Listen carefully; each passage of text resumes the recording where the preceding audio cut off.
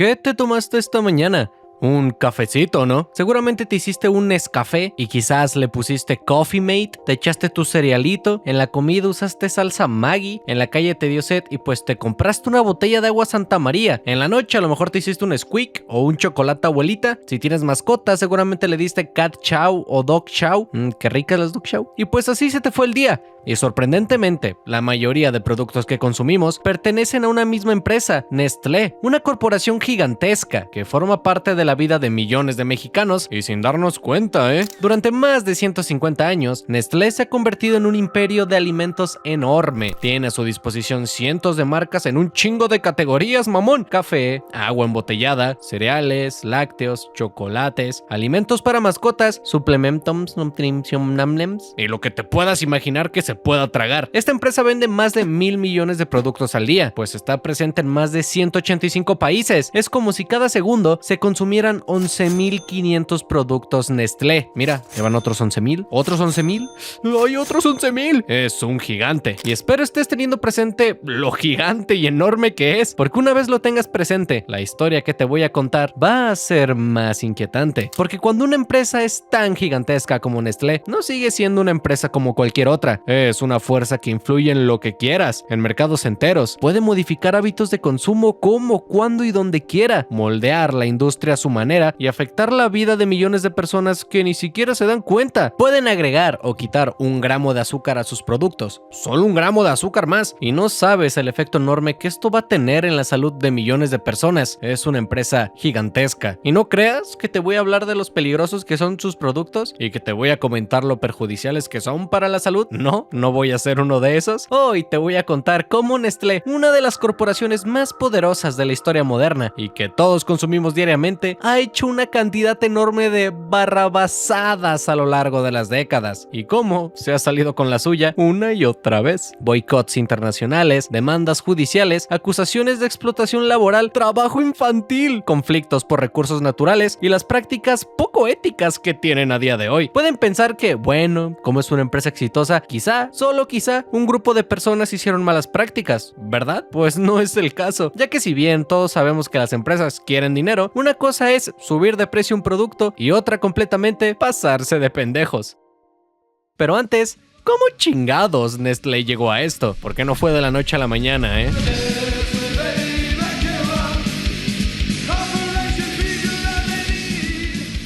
Henry Nestlé nació el 10 de agosto de 1814 en Frankfurt, Alemania, que, por cierto, ¿nunca se han puesto a pensar en cómo las personas así con más dinero en el mundo tienen apellidos bien raros? ¿Nunca has oído hablar de un López exitoso? Cuando tenía 29 años, se mudó a Suiza y se instaló en Vevey, una pequeña ciudad donde trabajó como comerciante. En esa época vendía de todo el güey: mostaza, cereales, lámparas de petróleo, hacía de todo el cabrón, productos comunes de la época. Incluso llegó a crear una pequeña fábrica de gas que ayudó a darle alumbrado público a la ciudad durante un tiempo. Era una buena persona el cabrón. Pero más allá de los negocios, Henry siempre tuvo interés por la investigación, especialmente por los problemas relacionados con la alimentación. En esos años, la mortalidad infantil era extremadamente alta en Suiza. 1 de cada 5 niños moría antes de cumplir el año de edad. Esta situación lo llevó a crear un alimento que pudiera ayudar a los bebés que no pudieran haber sido amamantados. Y después de muchas pruebas y errores, en 1866 desarrolló una fórmula hecha con leche, azúcar, harina de trigo, que primero la llamó harina alimenticia, aunque más tarde se conocería como harina lacteada, leche en polvo para los cuates. El producto empezó a llamar la atención rápidamente porque ayudaba a alimentar a muchos niños en una época donde las alternativas eran limitadas, si no es que escasas o inexistentes. El éxito fue gigantesco, tanto que Henry Nestlé terminó dejando de lado todos sus negocios para enfocarse únicamente en la producción de su fórmula, y en muy poco tiempo la empresa empezó a crecer, y para 1868 el producto ya empezaba a venderse fuera de Suiza, y unos años después el producto ya comenzaba a venderse en mercados de ultramar. Para 1873 las ventas alcanzaban el 500,000 de latas al año, mamón. En ese entonces era muchísimo, como tener un puesto bien exitoso de espiropapas. Cómo me gustan las espiropapas. Voy por unas espiropapas. Pero Henry ya estaba acercándose a los 60 años y comenzó a pensar en retirarse. Así que el 8 de marzo de 1875 vendió su empresa, junto con la patente de la fórmula, la fábrica, el nombre, el famoso símbolo de nido, inspirado en el significado de su apellido alemán, que significaba nido de pájaros, sus manufactureros y hasta su cuenta de LOL, cabrón. Tenía una skin de Anivia. Todo se lo vendió a 3 empresarios de Bebe: Jules Monnerat, Pierre Samuel Rossi y Gustave Marquis. Con estos nuevos dueños, la compañía empezó a expandirse mucho más rápido, pero comenzó a tener que pelearse con la competencia, Anglo-Swiss Condensed Milk Company. Y vaya nombre, cabrón. Otra empresa suiza que también fabricaba leche en polvo y sobre todo leche condensada, un producto que se había vuelto popular porque, vaya, podía conservarse durante un chingo de tiempo sin que le pasara nada. Las dos compañías pasaron años peleándose, compitiendo en el mercado. Eran Play y Xbox, cabrón. Hasta que en 1905 decidieron fusionarse, así por sus huevos, arreglaron sus diferencias y nació por fin Nestlé y Anglo-Swiss Condensed Milk Co. ¡Qué maco! Una empresa que para ese entonces ya no solo fabricaba en Suiza, sino en muchos países. Abrió una planta en España, que abrió el comercio directamente a América. Y ya a finales del siglo XIX y la primera mitad del siglo XX, Nestlé comenzó a expandirse agresivamente fuera de Suiza. Compraba compañías por doquier solamente para tener el control. Abría fábricas como un toro sin usar pastillas y comenzó a diversificar su producto en todos los continentes. Ya no solo vendía alimentos infantiles, sino también chocolate, leche condensada, café, Robux y otros productos procesados. Chocolate con leche Nestlé. Un gran vaso de leche en cada tableta. Chocolate con leche Nestlé extra fino. Chocolate con leche Nestlé. Un gran vaso de leche en cada tableta.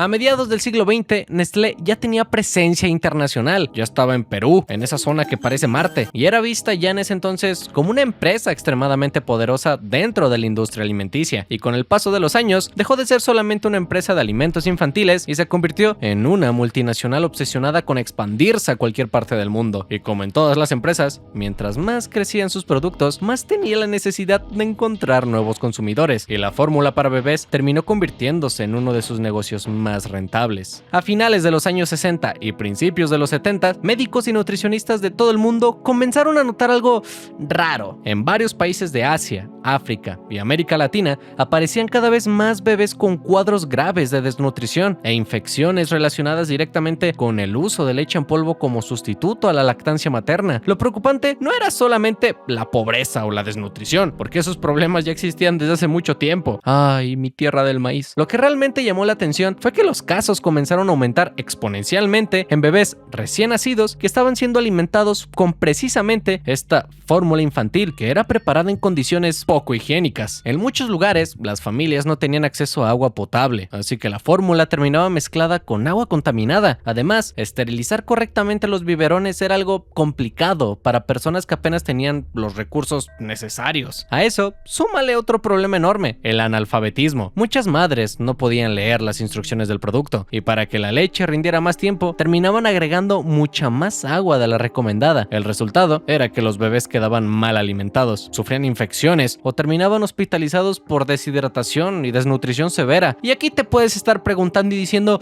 oye, Mexican, pero esto no es culpa de Nestlé, es culpa de las madres y de los pinches pobres. Eso no tiene sentido. Resuélvenos la duda, Mexican, por favor. Me alegra que lo preguntes, perrito con el pito de fuera. La pregunta no es realmente quién tiene la culpa, sino que si la situación era tan peligrosa, ¿por qué tantas madres seguían usando estas fórmulas? ¿Qué, estaban pendejas? Ahí fue cuando empezaron las acusaciones más graves contra Nestlé. Distintos grupos denunciaron que la empresa había creado campañas agresivas para convencer a las madres de abandonar la lactancia natural y que compraran su producto porque era mejor que la propia lactancia materna.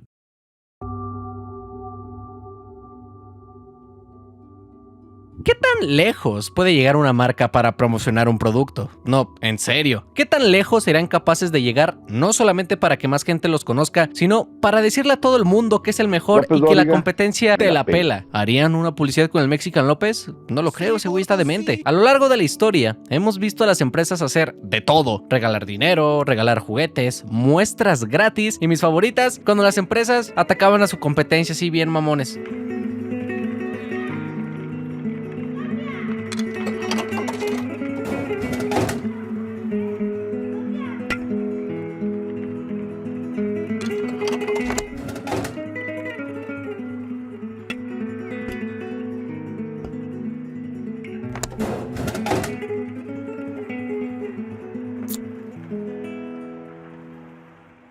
Aunque está el otro lado, los anuncios, funables. Algunos dan risa y se entiende la sátira como este, ¿te acuerdas?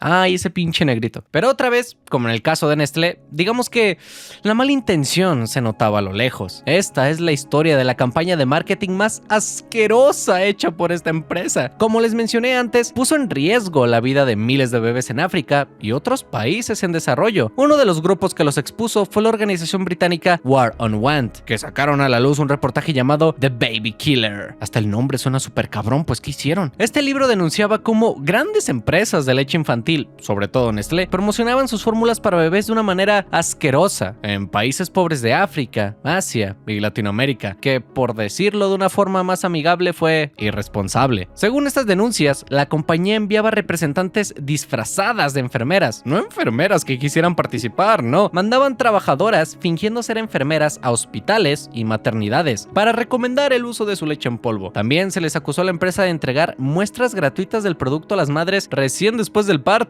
El problema no era solamente este, sino que, tras varios días utilizando fórmula, muchas mujeres dejaban de producir suficiente leche materna de forma natural, y cuando las muestras gratis acababan, las familias ya dependían completamente de comprar este producto, incluso aunque fuera demasiado caro para ellas. Es que, solo piénsalo, en términos empresariales fue un rotundo éxito, pero cuando metes la moral, no hay por dónde buscarle. Y no lo digo solamente yo, a nivel internacional, organizaciones humanitarias, médicos, activistas, todos acusaron a Nestlé de aprovecharse de la pobreza y de la falta de educación en países vulnerables para aumentar sus ventas. La polémica fue tan grande que en los años 70 se organizaron boicots enormes internacionales contra la compañía y terminó llegando a organismos internacionales de salud. Al inicio, Nestlé negó todas las acusaciones y se puso a la defensiva. Decía que la leche de fórmula era un producto seguro siempre y cuando lo utilizaras correctamente. Decía que no obligaba a nadie a abandonar la lactancia materna. Dijeron abiertamente que sus campañas publicitarias cumplían las leyes locales y que si había problemas de desnutrición en niños era culpa de la pobreza, la falta de agua potable y de los problemas sanitarios, no de la fórmula. ¿Notaron cómo no hablaron de lo importante? El cómo introdujeron la fórmula en madres que recién dieron a luz, haciendo que perdieran la capacidad de lactar. Cabrón, fue la defensa de un youtuber funado. Básicamente dijeron que todos eran unos pendejos y que ellos tenían la razón, pero por la presión social intentaron dialogar y, cómo no, las universidades dejaron de vender productos Nestlé, iglesias y organizaciones religiosas apoyaron el boicot, medios y grupos de salud se sumaron a las críticas, los medios internacionales cubrieron el caso. Hermano, solo faltaba que Kanye West pusiera un tweet, cabrón. Todos estaban en contra de Nestlé. En 1981, la Organización Mundial de la Salud aprobó el Código Internacional de Comercialización de Sucedáneos de la Leche Materna. Básicamente limitaba que se regalaran muestras gratuitas a madres, publicidad directa dirigidas a madres de recién nacidos y que promocionaran estas cosas en hospitales. O sea, ¿qué pedo? En 1984, y viendo que Nestlé ya le había bajado de huevos, varios líderes del movimiento dijeron que ok, que todo estaba bien y suspendieron el boicot. Pero años después, varios grupos afirmaron que la empresa seguía siendo de las mismas, hermano, les valió verga. Y bueno, pues reanudaron el boicot, aunque realmente no sirvió de mucho. Nestlé siguió creciendo durante los años 70s y 80s. El daño quedó más en su reputación, ya que incluso a día de hoy en su página, como que ya le bajaron de huevos, porque ya hasta mencionan que no, que mejor amamantes los primeros 6 meses y ya de ahí si quieres metas fórmula paulatinamente. De hecho, en su página mencionan el escándalo, pero ni siquiera mencionan lo que hicieron. Solo dicen que se arrepientan de sus prácticas de marketing.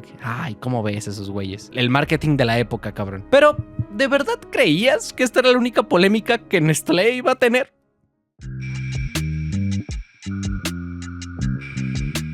En 2005, digamos que el entonces CEO de Nestlé, Peter Brabeck-Letmathe, generó polémica, y no por decir un chiste fuera de contexto, sino por decir unas declaraciones un tanto cuestionables relacionadas con el agua potable y su privatización. Escuchen esto, pixes. Es gibt bei uns ein schönes Lied, Wasser braucht das liebe Vieh, Hollerei, wenn Sie sich erinnern können.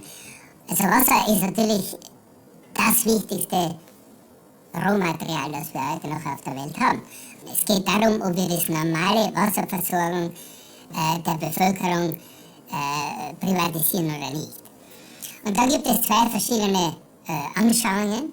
Die eine Anschauung, extrem würde ich sagen, wird von einigen von den NGOs vertreten, die darauf pochen, dass Wasser zu einem öffentlichen Recht erklärt wird. Das heißt, als Mensch sollten sie einfach Recht haben, um Wasser zu haben. Das ist die eine Extremlösung. Ja? Und die andere, die sagt, Wasser ist ein Lebensmittel, so wie jedes andere Lebensmittel, sollte das einen Marktwert haben. Ich persönlich glaube, es ist besser, man gibt einem Lebensmittel einen Wert, sodass wir alle bewusst sind, dass das etwas kostet und dann anschließend versucht, dass man mehr spezifisch für diesen Teil der Bevölkerung, der keinen Zugang zu diesem Wasser hat, dass man dann dort etwas spezifischer eingreift und da gibt es ja verschiedene Möglichkeiten. Also.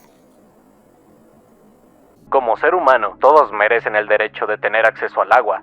Creo que eso es un poco extremo. ¿What? ¿Pero qué le pasa a este demente? Aquí ya entramos en un dilema un tanto moral y ético. De hecho, quiero preguntarles algo. ¿Debería una empresa privada poder obtener ganancias de un recurso esencial para la vida? Quiero decir, no hablo únicamente de vender botellas de agua. Hablo de privatizar por completo todo este recurso. Ya que si bien puede entrar el argumento de tío, pero a ti te están cobrando por embotellar el agua. Si tú quieres agua, ve al río más cercano. Pero, ¿y si todo el suministro de agua de tu población estuviera controlado por estas empresas? ¿Qué haces?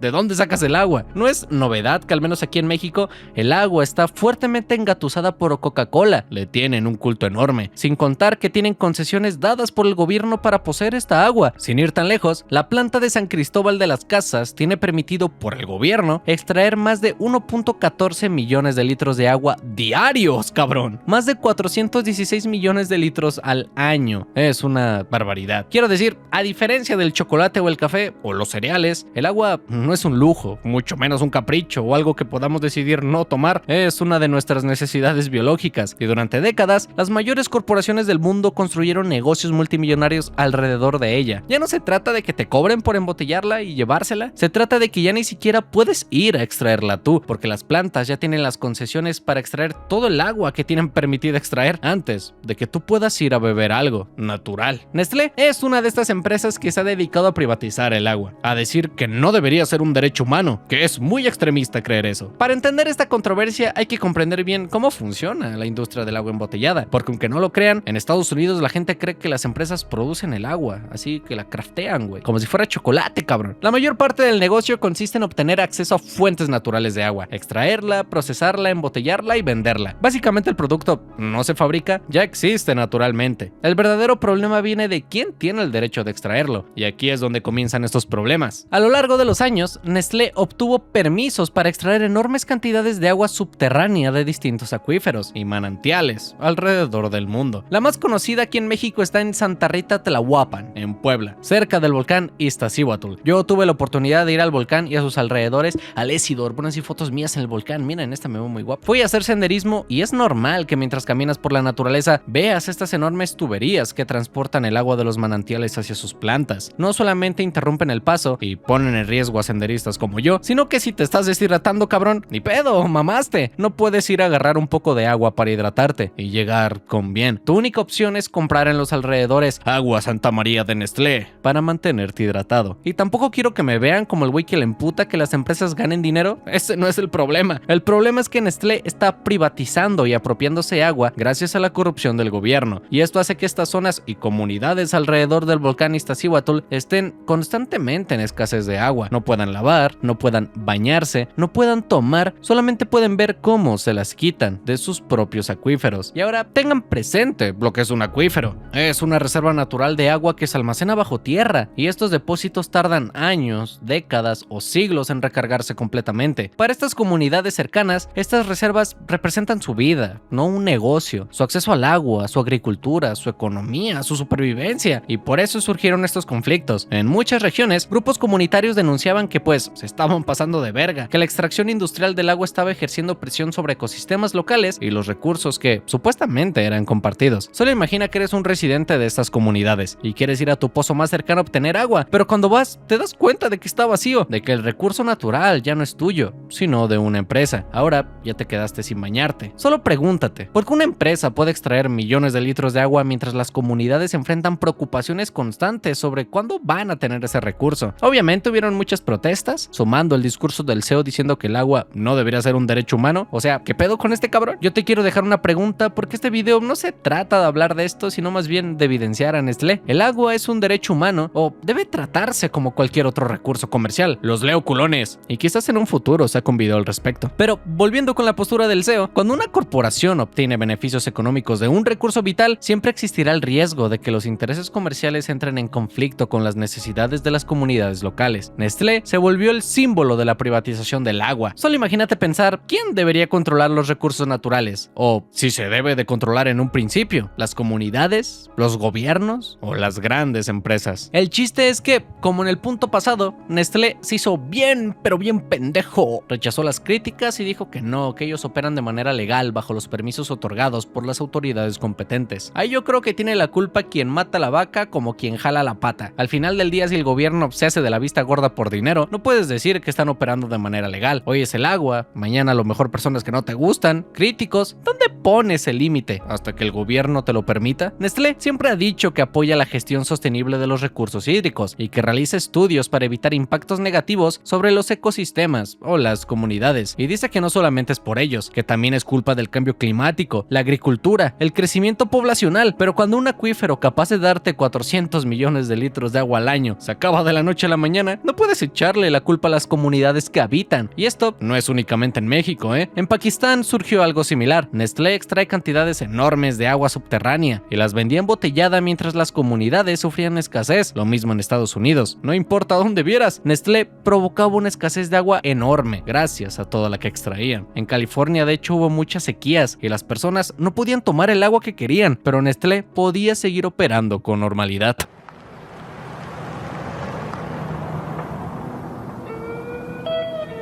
La vena de agua se encuentra profundamente oculta bajo dos casillas de bombeo poco llamativas. Nada sugiere que aquí Nestlé bombea 675,000 litros de agua diariamente. John fundó junto a otros residentes una iniciativa, ya que temen que pueda haber daños para el hombre y la naturaleza. Nadie comprobó de manera suficiente cómo esto puede afectar la extracción masiva de agua subterránea.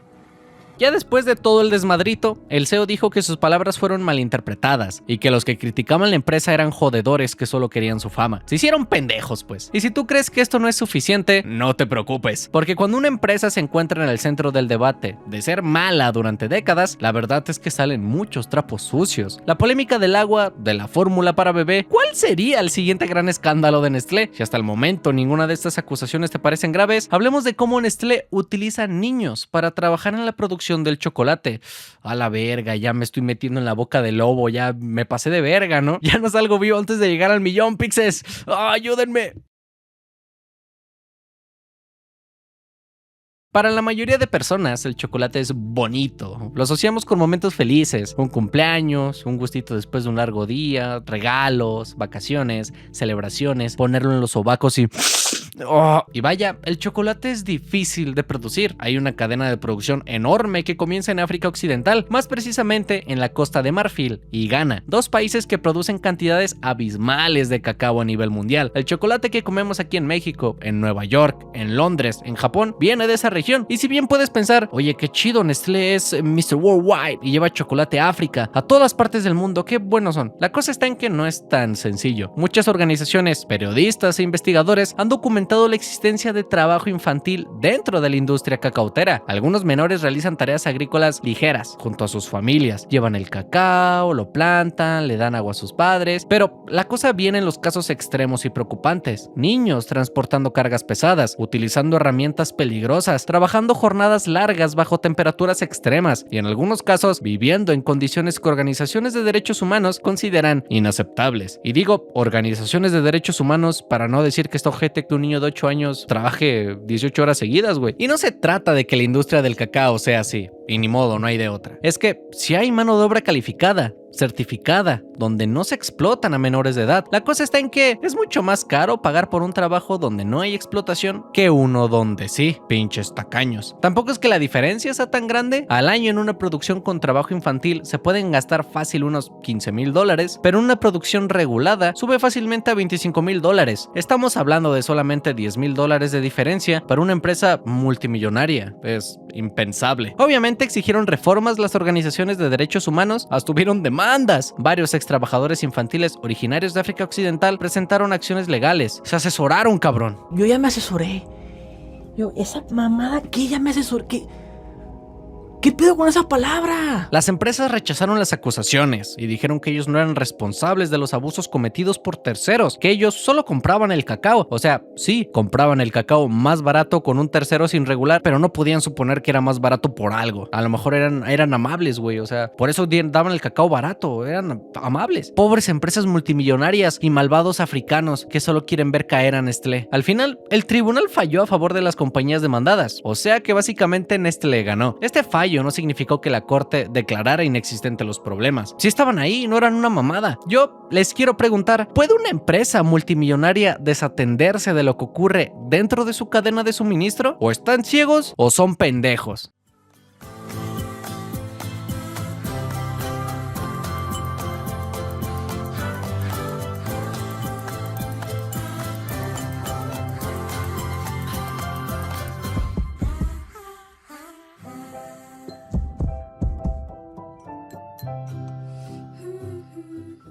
La vida sería mejor sin la explotación infantil.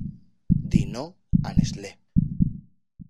Y aunque la empresa prometió combatir el problema y aseguró que era difícil de controlar toda la cadena de producción, las críticas nunca se detuvieron y las investigaciones seguían encontrando caso tras caso de trabajo infantil relacionado a la industria del cacao. En 2002 sucedió otro episodio polémico, el último del que vamos a hablar y que me motivó a realizar este video. Nestlé, y quiero que escuchen bien lo que voy a decir, Nestlé exigió millones de dólares al gobierno de Etiopía por presuntamente propiedades confiscadas décadas atrás. Quiero que se lo pongan a pensar por un segundo. Etiopía atravesaba una grave crisis alimentaria y millones de personas estaban en riesgo de hambruna, y cuando todos criticaron y le hicieron boicot a Nestlé, rectificó. Ya no les pidió 8 millones de dólares, solamente les pidió 6 millones. Oh, gracias Nestlé, qué considerado. Pero es que ahí no se acaba todo el desmadre de Nestlé. En 2007 se detectaron millones de alimentos de purina que tuvieron que ser retirados del mercado porque estos alimentos estaban contaminados y habrían matado a varios perros y gatos. Y es que las cosas ahí no terminan. Estuve encontrando documentos, testimonios y décadas de controversias, y mientras más profundizaba, más me daba cuenta de que el problema no era Nestlé. Seamos honestos, si mañana Nestlé desapareciera, otra empresa ocuparía su lugar, si no es que ya lo está haciendo. El problema va más allá, la posibilidad de convertir los problemas en dinero, el sufrimiento en una línea de producción que sigue y sigue. Un niño puede pasar horas bajo el sol cosechando cacao, mientras al otro lado del mundo alguien se come un chocolate abuelita sin darse cuenta de cómo llegó a sus manos, donde la gente pelea por el agua, mientras las grandes empresas no tienen que preocuparse por tenerla. Y nada de esto es secreto, no es ninguna conspiración, está ahí y lo puedes investigar tú también. A lo largo de las décadas, Nestlé ha acumulado una enorme cantidad de críticas y créeme, las va a seguir acumulando. Pero no importa. La empresa es tan grande y tiene tantas marcas a su alrededor que es imposible no consumir sus productos, desde chocolates, cereales, café, agua embotellada o la comida que le das a tus mascotas. Lo más irónico de esta historia es que la empresa nació originalmente con la intención de combatir la desnutrición infantil, pero con el paso del tiempo, el crecimiento económico, las estrategias comerciales agresivas y querer siempre tener más y más dinero, terminaron convirtiendo a Nestlé en una de las compañías más asquerosas del planeta. Pero esta no es la única, Si este video tiene mucho apoyo, quizás investigue a profundidad las polémicas de Coca-Cola. Así que depende de ustedes, culones. Yo fui el Mexican López, aunque durante todo este tiempo estuvieron viendo este perrito con suéter. Y nos vemos en la próxima, culones. Adiós.